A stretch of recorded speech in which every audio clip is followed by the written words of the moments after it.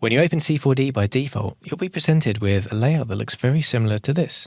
If your layout doesn't look like mine, just come over to the right here and just choose the standard layout, and that will get you back to this kind of view. So just bring this up here so we've got a bit more room.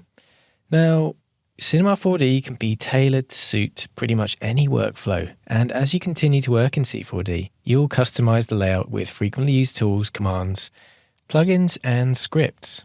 If you're brand new to C4D and want to find out more about the interface, I suggest you watch the Cinema 4D R18 course to bring you up to speed and then come back here. But if you're comfortable with the C4D interface already, then you'll be as keen as I am to get started. And I'm going to show you a few of the settings and preferences and things I like to change, but you do not have to make these changes, and they're not vitally important for completing the course. That's why I will revert back to the default settings when we have completed this movie.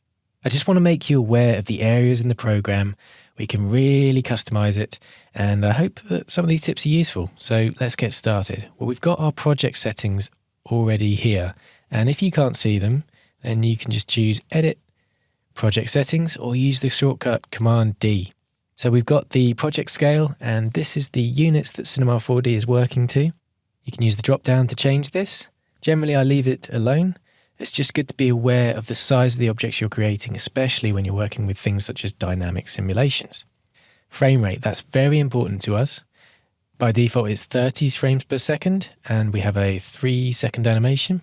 And so you can change this by keying in a value using the sliders. So if you're working in film, maybe you're using this, or for me, I'm in this area. You can see that it's updated the project time as well, the maximum time and the preview time.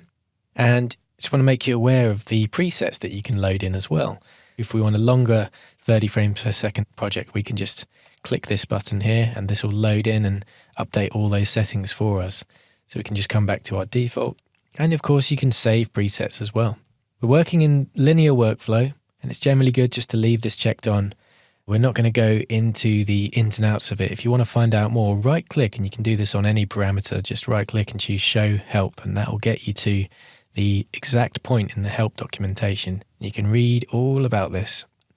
It's just good to be aware that when you're doing multipass renders, you need to render to a file format that supports 16-bit color depth or greater.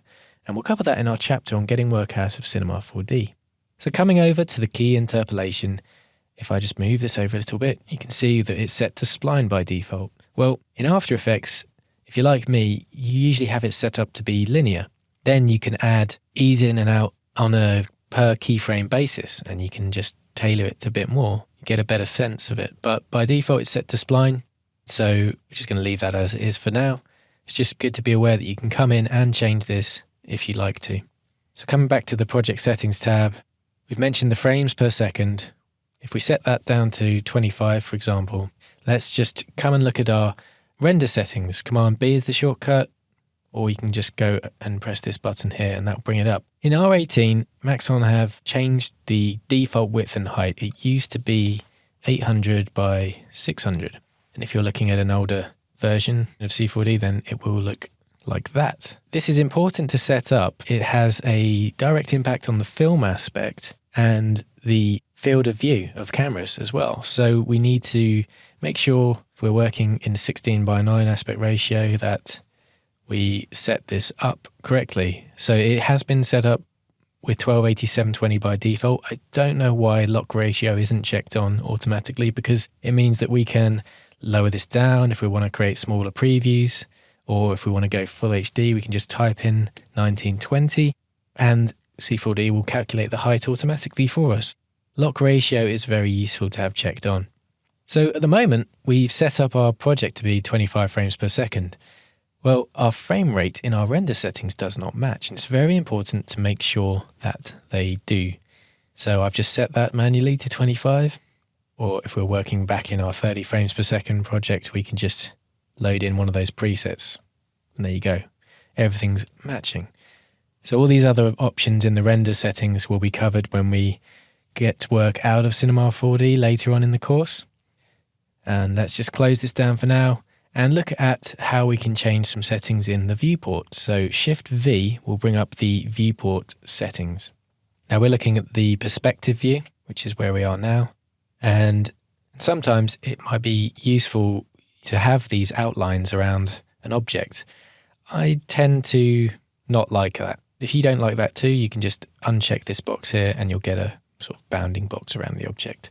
It's good to know that you can filter the view to remove objects, such as the grid, for example. So in the filter tab, which is exactly the same as filtering over here, you can see if I filter the grid here, it gets unchecked.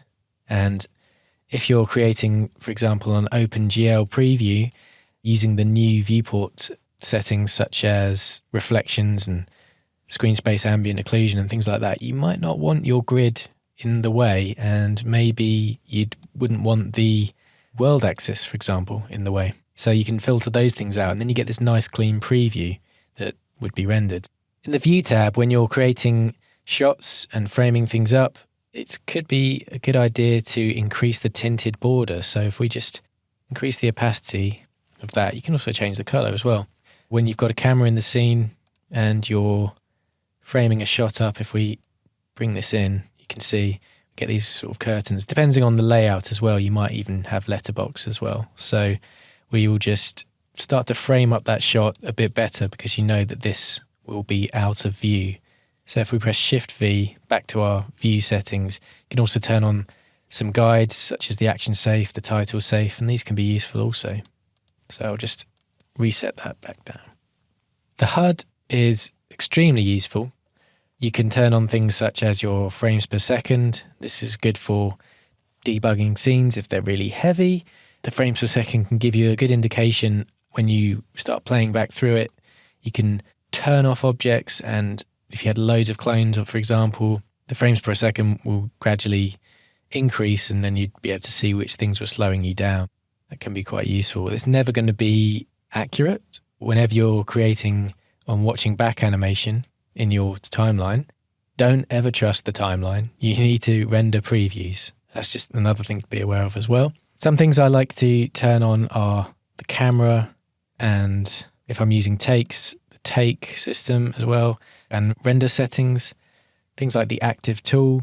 There's loads of things that you can check on, and your viewport can get quite busy. Some of them are contextual and will turn on and off depending on the object, but some are persistent.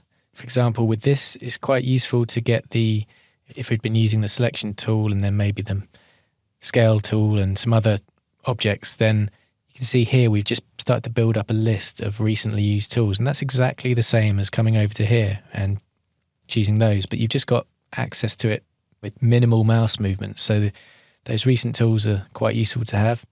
And the same with the things I turned on here, the render settings. You can jump to different render settings. You can jump to different cameras. So we can switch between the camera we created to view and frame up our shot and then the default camera. So we can use that for modeling and editing and things like that, and then come back to our other camera here, and that will be our shot camera. You can switch between takes as well. Same thing. We're going to alter some preferences now. So Command E or Edit Preferences. So we're just going to change the navigation. You'll notice when I switched cameras earlier, if we switch between the camera and the default camera, we get this sort of transition happening. And some people like it, some people don't. If you don't like it, you can switch off the smooth view transition here, and then you'll just get that jumping between cameras. The next thing I'd like to show you is in the Files section here. Autosaving is very important. You can set the number of copies and the frequency here, but it just means that if you're working on something and you've forgotten to save it, it will automatically save for you, and it can save you a lot of pain and lost work. Let's just look at the units here. In the RGB mode, they have this option to show the hexadecimal field, and that can be really useful if we just create a quick material, double click it, and in the RGB color, you can see that now we have this hexadecimal field. If you have colors from a client that are only in the web format, then you can just simply copy and paste them or type them into here. So we have looked at various settings to customize our experience when using the software. And if we just close these down, we've altered the project settings, we've altered preferences, We've altered the viewport. For now, I'll turn most of the changes I've made off because I know people like to use these courses for reference and it can be confusing if the interface looks too customized. So if you want to make these changes to your setup, then by all means do so, but you do not have to. They're merely suggestions, and feel free to get in and play and find out what settings work for you.